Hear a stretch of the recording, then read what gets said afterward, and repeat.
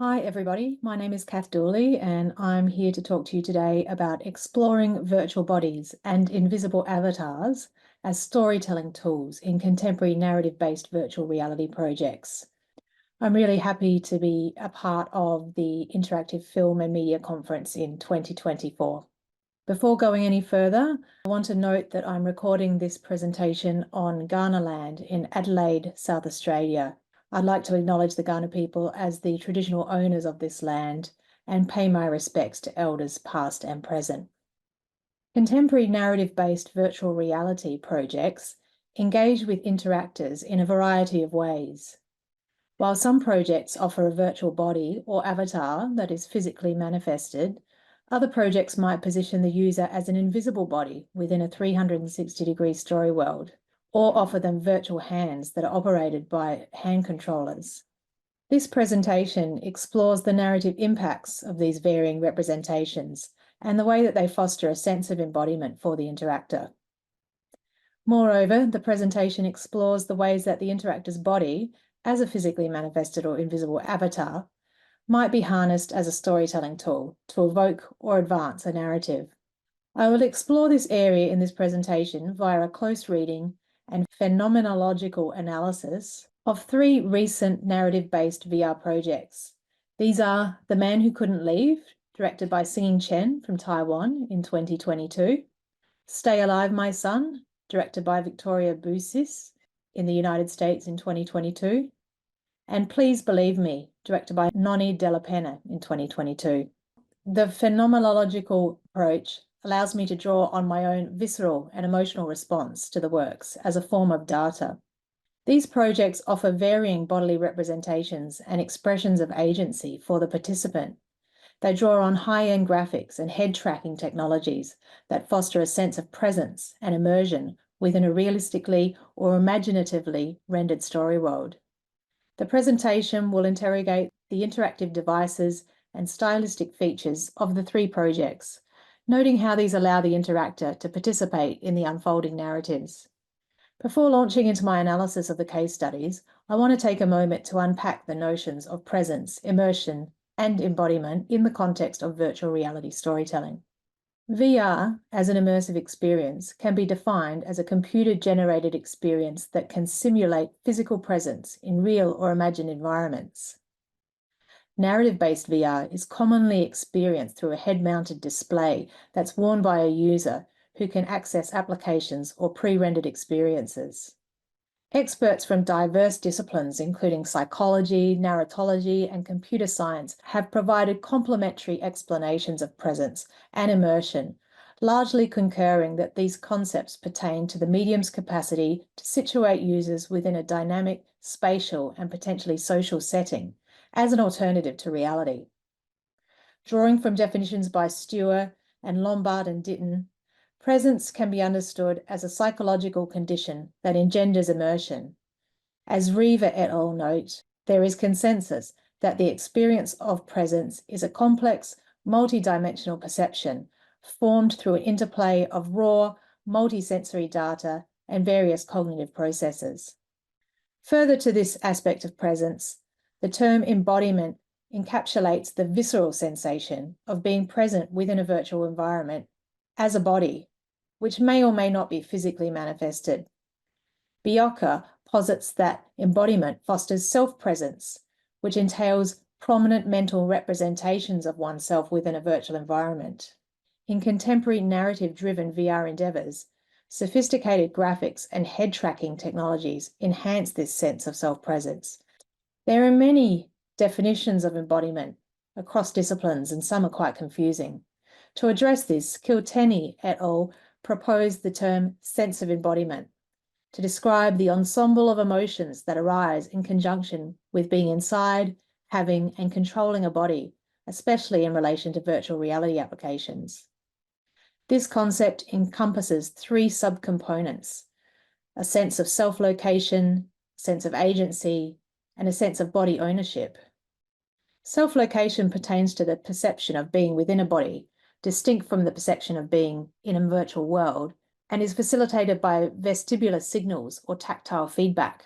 Agency involves the ability to control one's body and execute intended actions, while body ownership refers to the attribution of the virtual body as one's own and one's own source of sensory experiences.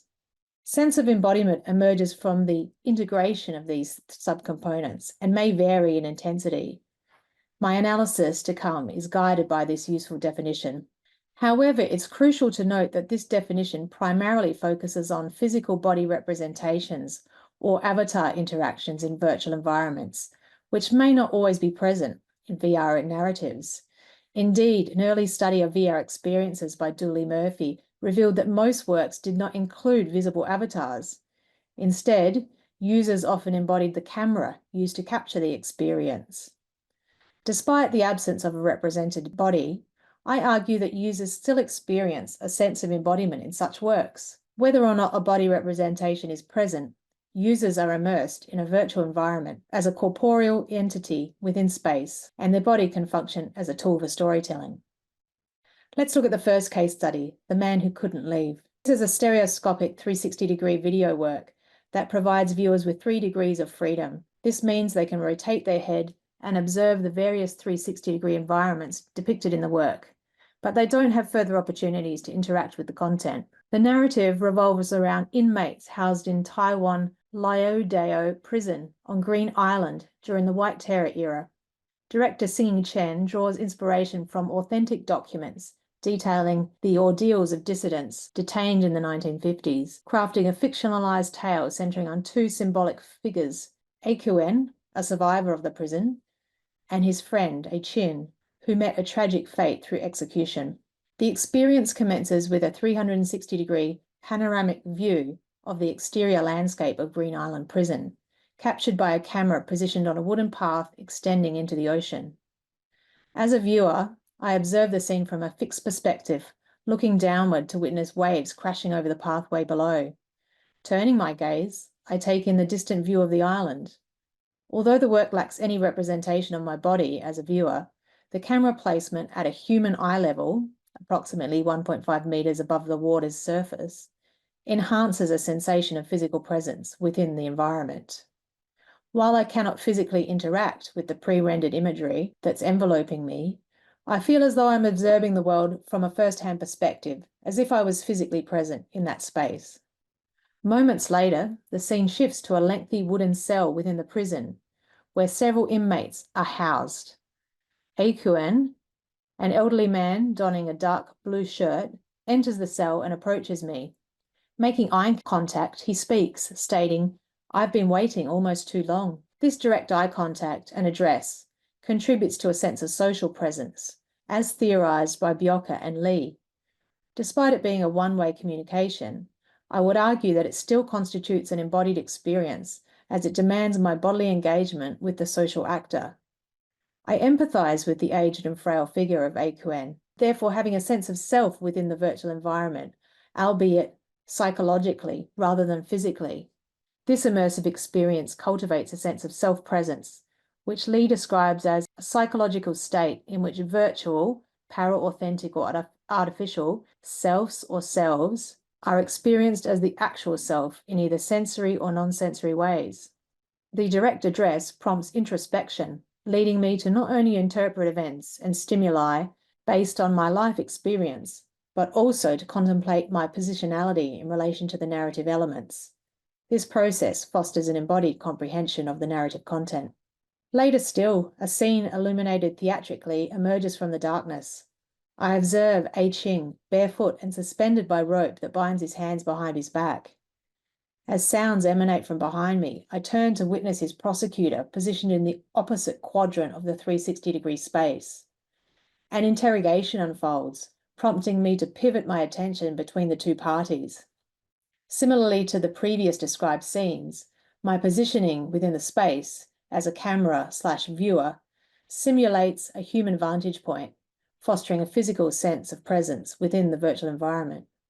However, beyond my sense of embodiment facilitated by this vantage point, the need to swivel my body to observe the unfolding actions around me engenders an active viewing experience that engages my entire body. This experience is orchestrated through the strategic staging of action across all quadrants of the 360-degree space, which is described by 𝗏𝗏 as a Copernican approach. This approach, one of two trends identified by these authors within contemporary VR narratives, necessitates a higher degree of viewer participation as a body, thereby enhancing the sense of embodiment. Throughout The Man Who Couldn't Leave, this strategic staging technique is consistently employed, resulting in a dynamic viewing experience. The project utilizes sound cues, theatrical staging, and lighting techniques to unveil story material within a spatialized setting. Let's now look at the second case study, Stay Alive, My Son.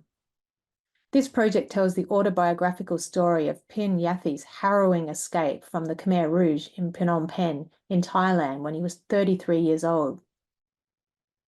During this traumatic period, 𝗃𝗍 tragically lost all of his family members and was forced to leave behind his 6-year-old son in order to survive. The experience offers 6 degrees of freedom to the audience, allowing users not only to rotate their head to select a field of view, but also to physically move around the narrative space and interact with objects using hand controllers. Such interaction is necessary to advance through the work's dark but poignant narrative. The VR journey commences in modern-day France before transporting me back to Cambodia. Using the thumbsticks on my hand controllers, I navigate towards the front door of a suburban house, identified as 𝗃𝗍's residence. I ascend a small flight of stairs and press the doorbell. While executing this action, I notice the somewhat generic representation of my virtual hands, which are manipulated using the controllers. Despite their generic nature, this portrayal of my hands is still adequate to instill a sense of embodiment, as suggested by 𝗃𝗁𝗽𝗁𝗀 et al. After a brief pause, a digitally rendered version of the elderly 𝗃𝗍 emerges at the door and guides me inside. Inside the living room, he directly engages with me as I explore the surroundings. I am prompted to respond to his instructions to advance through the various phases of the scene. Essentially, my reactions to 𝗃𝗍's cues, whether it's entering the house or joining him at the sideboard, propel the narrative forward. A bodily transfer occurs in the nearby stairwell after 𝗃𝗍 passes me a bracelet.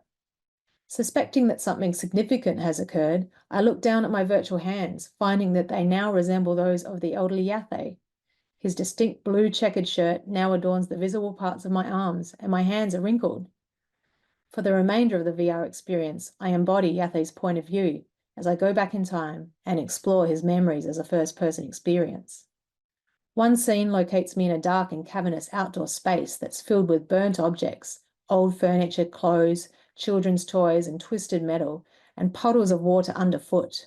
This is a concentration camp setting, guided by buzzing haptic feedback in my hand controllers and icons that are displayed in the 360-degree space. I'm encouraged to pick up a small torch and shine it on various objects. However, the light is dim, meaning that I must move close to the items of interest in order to illuminate them. As such, I find myself up close to stacks of human bones, examining the bloodstains that mark them. My interaction with the torch in the somewhat repellent space determines what I can actually see in front of me, which not only encourages a strong emotional response, but also contributes to my sense of presence. As I explore the scene and illuminate its horrors, I do so both from my own and from 𝗃𝗍's point of view as a participant with agency to explore, which fosters a sense of identification and feelings of empathy for the protagonist.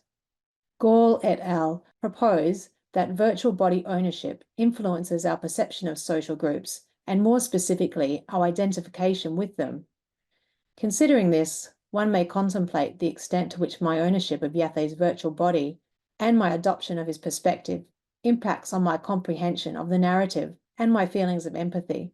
By immersing me in a virtual body with 6 degrees of freedom, this second work offers a more interactive narrative experience compared to The Man Who Couldn't Leave. Here, I must directly engage with the objects in order to propel the story forward. Consequently, my virtual embodiment becomes intrinsically linked to the narrative's development and influences my emotional response to the stimuli. Now, turning to the last case study, Please Believe Me. This documentary project explores the harrowing story of American pediatric nurse and mother Vicki Logan, who battled Lyme disease in the 1990s.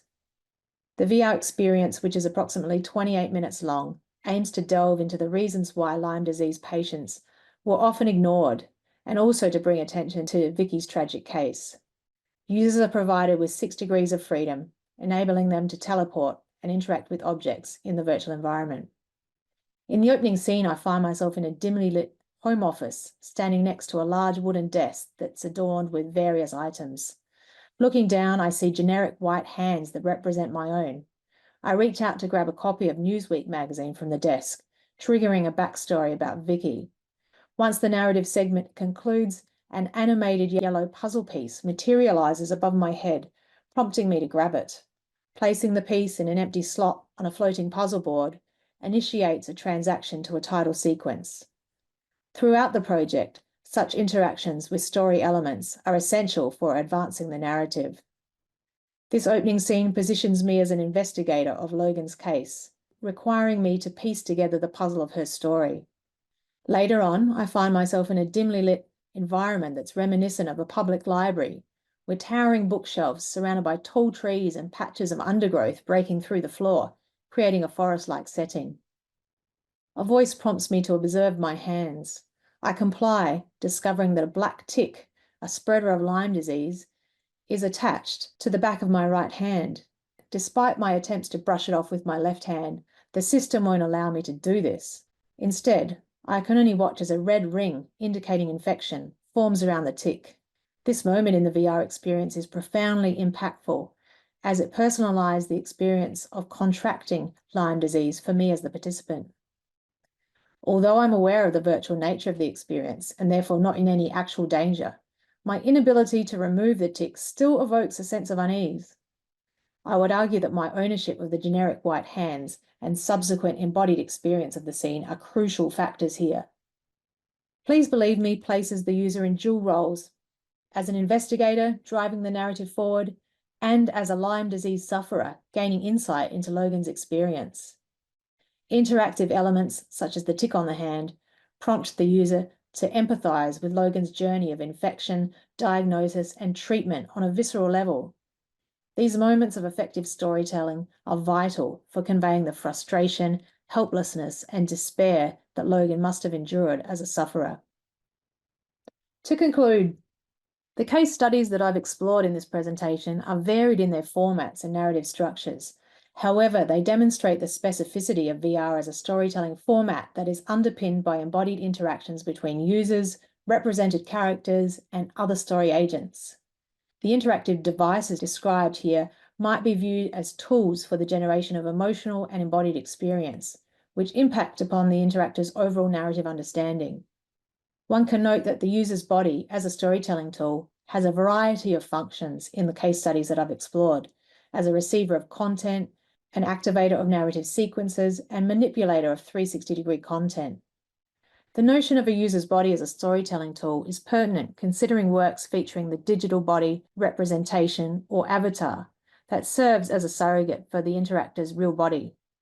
The digital avatar empowers the interactor to shape the narrative through bodily movements and interaction with story agents, allowing real-time actions to meaningfully influence a narrative's progression. However, it's important to acknowledge that a virtual body representation or avatar is not essential for creating a deeply engaging experience in VR. Projects that position the user as an invisible observer can still utilize their physical body as a storytelling tool by requiring user interaction with content across a 360-degree space. These projects foster a unique experience and understanding of the narrative. This research highlights the importance of foregrounding the user's bodily interaction with story agents when designing virtual reality narratives. As well as considering the user's role in the story, the designer or storyteller needs to consider the intuitiveness of user interfaces and how different bodily representations might further the themes of the narrative. Although diverse, the case studies presented here only scratch the surface of the multitude of approaches to VR storytelling. Future research could delve into the narrative impact of other works featuring full body representations or representations of different body parts. Such endeavours can shed light on the profound ways that VR narratives influence us and provide valuable insights for practitioners aiming to craft immersive experiences. Thanks very much for listening.